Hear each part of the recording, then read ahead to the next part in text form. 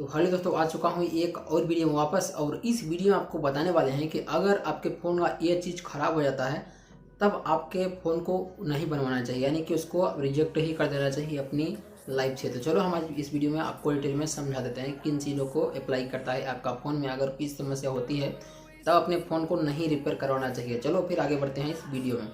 कई सबसे पहले अब आपको बता देना चाहता हूँ, जब आप कोई फ़ोन लेते हैं तो आपकी बहुत ही बड़ी पसंद होती है, यानी कि उसके ऊपर बहुत ही वो रहता है कि हम इस फ़ोन को लिए हैं और आपको बहुत ही पसंद रहता है, यानी कि बहुत प्रिय रहता है, यानी कि जान से भी ज़्यादा बहुत सारे लोग फ़ोन को मानते हैं, जैसा एक मैं ही हूँ।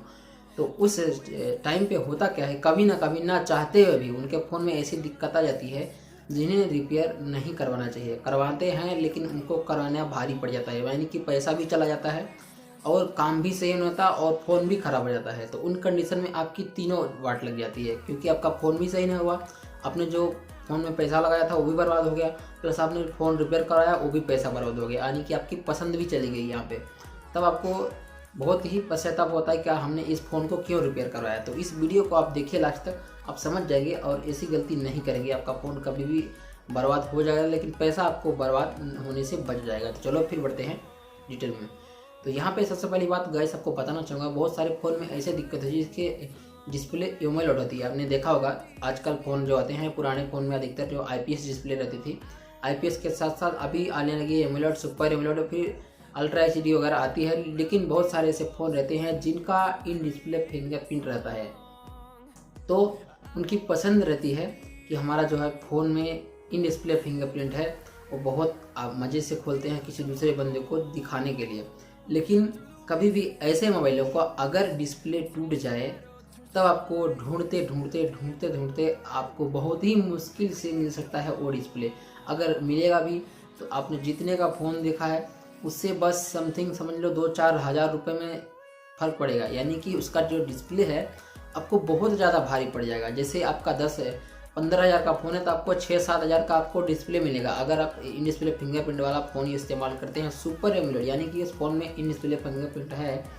अगर उस फ़ोन का आप डिस्प्ले मार्केट में ढूंढना चाहोगे तो पहली बात तो उसका जो इन डिस्प्ले फिंगरप्रिंट है काम ही नहीं करेगा, जो दुकान वाले लगाते हैं। हालांकि वो एलसीडी लगा देते हैं, यहाँ पे आईपीएस भी लगा सकते हैं, लेकिन उन कंडीशन में होता क्या है, आपका जो इन डिस्प्ले फिंगरप्रिंट वो काम ही नहीं करेगा, क्योंकि वो अच्छे तरीके से वो डिस्प्ले उसके जरिए नहीं बना गया, वो डुप्लीकेट डिस्प्ले होता है। तो आपको ये ध्यान रखना है, अगर आपके फ़ोन में इन डिस्प्ले फिंगरप्रिंट है तो अगर आपको कुछ ज़्यादा ही पैसे बर्बाद करने का शौक है तो आपको सबसे पहले सर्विस सेंटर में रिपेयर करवाना चाहिए, यानी कि उसका डिस्प्ले जो है सर्विस सेंटर से रिपेयर करवाना चाहिए। क्योंकि दुकान वाले आपको कभी भी ओरिजिनल डिस्प्ले नहीं देते हैं, ओरिजिनल डिस्प्ले देंगे भी तो आपको बहुत ही ज़्यादा पैसा लेंगे, प्लस उसकी कुछ भी गारंटी नहीं लेते। अगर कोई बंदा आपको डिस्प्ले की गारंटी नहीं देता है कि डिस्प्ले फिंगरप्रिंट इसका काम करेगा, तब आपको किसी भी हाल में आपको इन डिस्प्ले फिंगरप्रिंट वाले फ़ोन का डिस्प्ले नहीं लगवाना चाहिए। इन बातों को ध्यान रखना है, क्योंकि मैंने यहाँ पे अधिकतर लोगों की समस्या समझी और सुनी भी है।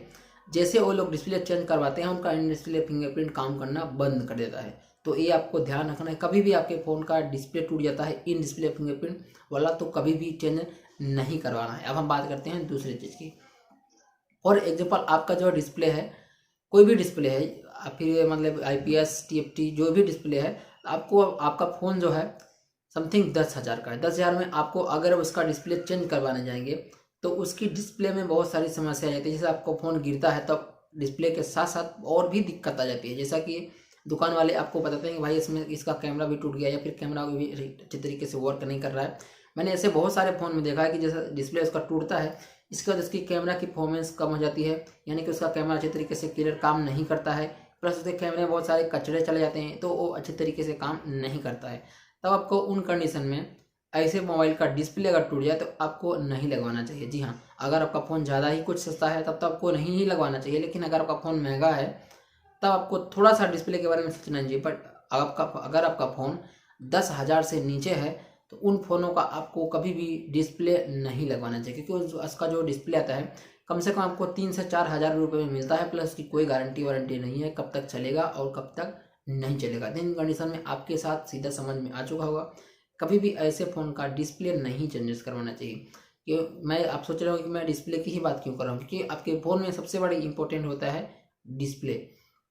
अब हम बात करते हैं कि अगले चीज़ की।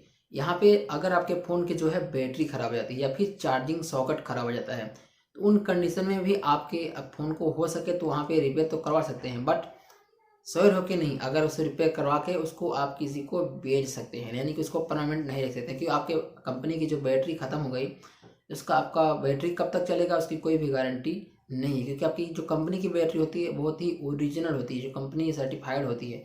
लेकिन जो आपको डुप्लीकेट बैटरी वहाँ पे लगाई जाती है उसकी कुछ भी गारंटी नहीं है, वो कितने दिन टाइम तक चलने वाली है, वापस ख़राब हो जाएगी, उसका कुछ लेना देना नहीं, यानी कि उसकी कुछ गारंटी वारंटी कुछ नहीं है।